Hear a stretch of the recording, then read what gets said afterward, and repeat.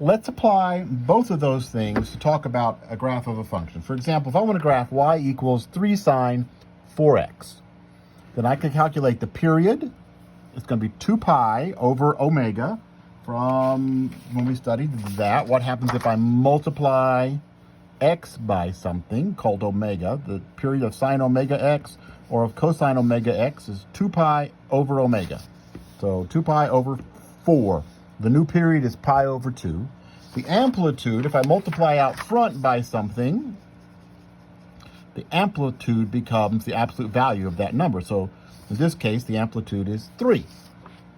So how would I graph that? How would I use this information to graph that function by hand, if I wanted to graph it by hand?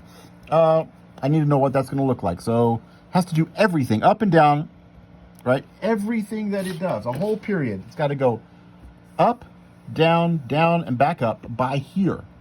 That means it has to go up and back down by here, halfway across. It has to go up and back down, then down and back up by here. It has to do everything up, down, down, back up by the time it gets to pi over 2, right there.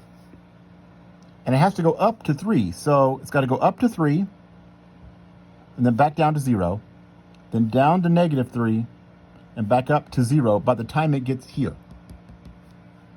And it's just going to keep repeating that. Up to 3, down to 0, down to negative 3, up to 0. Up to 3, down to 0, down to negative 3, back up to 0. And every pi over 2, if that's pi, there's pi over 2.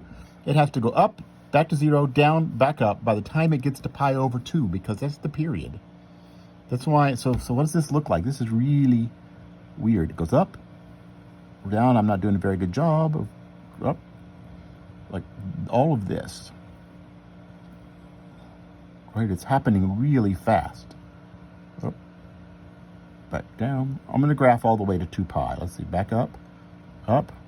I didn't plot these points. I hope I get them right. Down, down, and back up. And backwards, it's going to do the same thing. Right? Oh, that was horrible. Well, maybe I should have plotted the points. I'm going there. Back up, and so forth. It looks like this. It repeats, and to compare to the graph of sine x, remember what sine x does. It goes up to 1, and then down to 0 by pi, and then down to negative 1, and up to 2 pi.